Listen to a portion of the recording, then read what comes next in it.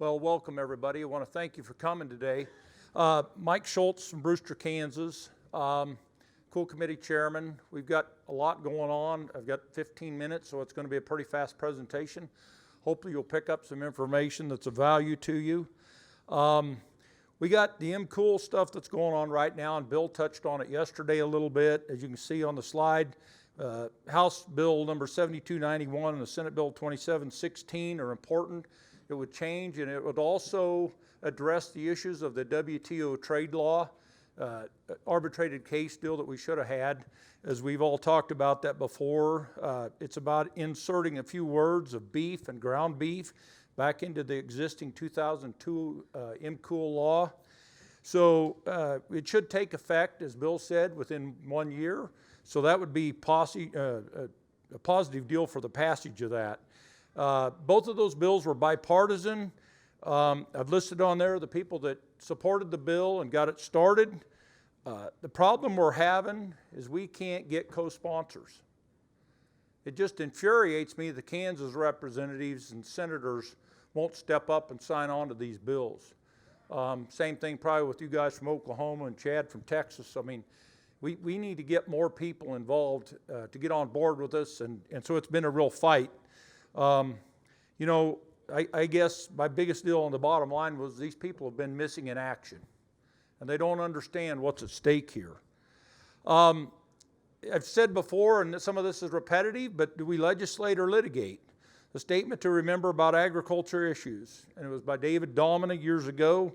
You go ahead and try to convince 435 House members, 100 senators to agree on the legislative reforms, and I'll work to get 11 jurors and a judge to agree.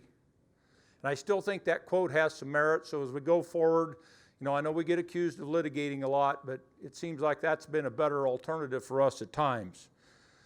MCool cost, I shared this last year. We shared this at an OCM convention too. If you look at those time slots, 2014 when COOL was fully implemented, we took in a little over $81 billion of revenue for the cattle industry, what we generate with MCool. Since the repeal of MCool in 15, it started dropping down. 16 is 63 billion. Today down here, 65 billion. As I tell people, it's $20 billion. Think about that.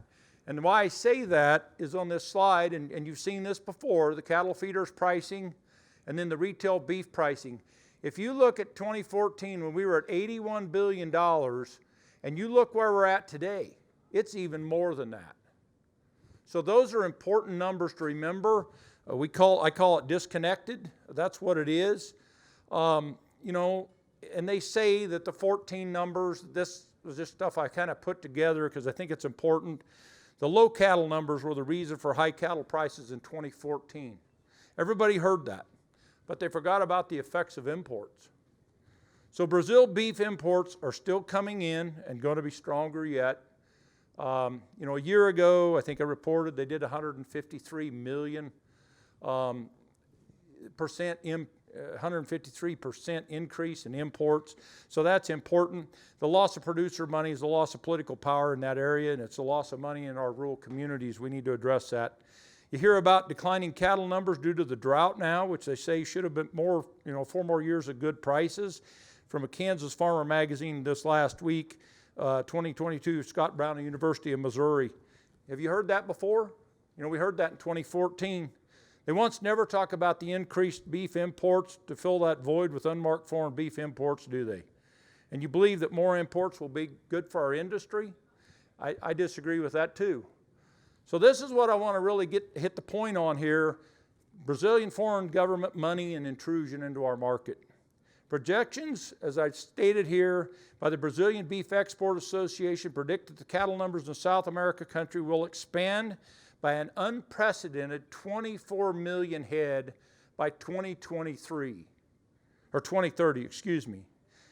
And there's room for growth, they said. According to the data from the Food and Agriculture Organization, United Nations, the U.S. Food and Drug Administration, global demand for animal protein is expected to rise by 1/3 over the next 20 years, with Brazil potentially supplying almost half of that growth.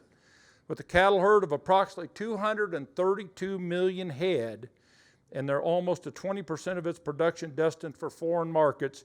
Brazil's beef exports grew by almost 17% from 2018 to 19, according to the Brazilian Beef Export Association. Trend will likely continue. And I say that with the deal there that when you look at the beef numbers, I mean, this is crazy.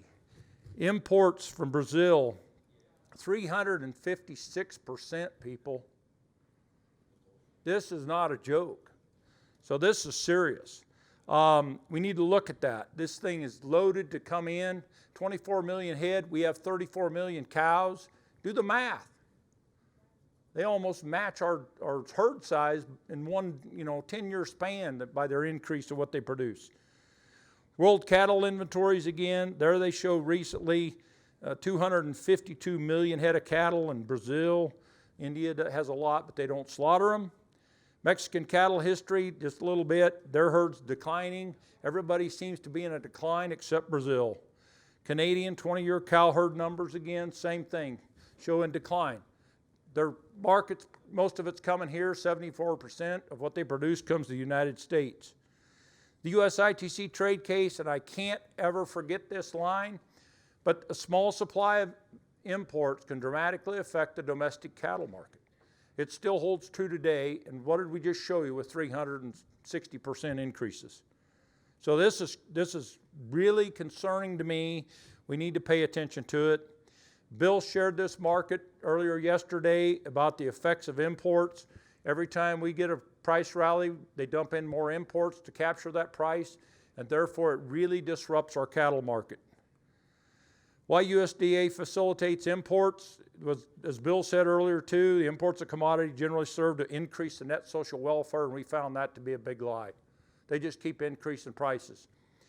I said last year, show me a check for 1 cent for a pound of beef or a bushel of grain from a multinational corporation to a USA producer for any exported product we raise. You capture nothing on exports. Multinational organizations capture it all, and so you work for free, but they live under the guise of that. Restoring cool in the wake of the WTO ruling. We've addressed the arguments used in the WTO ruling. RCAF, Bill, they put together a fact sheet about cool truths versus imported myths. It's available for everybody to look at. I think you ought to have that and share that. We try to tell the congressional people why that is and what's going on. They've really been in denial, but it's still the biggest issue we've got. Eliminates unnecessary exemptions, broadens the definition of a retailer, use and insert the words beef and ground beef in the old law, and we need co-sponsors and we need it passed. That's really important to try to get that done. When you go home, you go to those town hall meetings and you talk to your legislators about what's going on and make sure they understand. We will give you the tools to argue the case. The WTO needs to be thrown out. Immediate solutions. Thank you. Under immediate solutions and traveling around like I do at different times, we need to win the Packer lawsuit right now. This is my belief against the Big Four. That's an important case. We really need to win that. We need to get out of the WTO, reinstate and pass mandatory country of origin, the immediate ban on Packer feeding ownership or control. I really think it's the most important thing we can do. I've shared with Andy today the 2001 study that was done. It's still relevant today, published by Neil Harl, Carstensen, Roger McCohen, and Robert Taylor. It's a very important deal. If you want a copy of it, let me know. I've got it on my phone here. I can share it with you. But it would stop the sweetheart deals, captive supplies, and like, people say the Packers need to own the cattle, and then they turn around and tell you they don't need to own the cattle, and I put a highlight there. Never forget the captive supplies and the likes of Easter Day, and whose checkbook did they have? People, they were controlled, and the Packers said, well, we don't own any cattle, but evidently they did for several $1 million worth. So pay attention to that. Ban on Packers could immediately restore competition in the market. I said it was the least disruptive thing. I believe it's the least disruptive thing. You could say January of 2023, no more ownership by cattle by the Packer. And I think they have to go to the cash market. It ends all that stuff, and it stops the fear of retaliation by the independent cattle feeders and those who are aligned right now so heavily with the packers. Producers, feeders would regain competition in a market unseen for decades. And there's also new legislation coming forward. I won't talk about it a lot. I don't have time. But Bill and I and several of the RCAF people have been working on a deal called the AMP Act out of Oklahoma. It's a big deal. It's a really good piece of legislation, and I think we'll be able to share that here shortly. This was a little clip, just real quick. Independent, corporate, get a choice. So it's the largest marketing tool is MemCool, and I still believe you're either with us or against us. So with that, I guess I'm going to close real quick so we can get on to the next speaker. I don't know that we have time. If you guys have questions, get a hold of me afterwards here, and I'll be glad to share.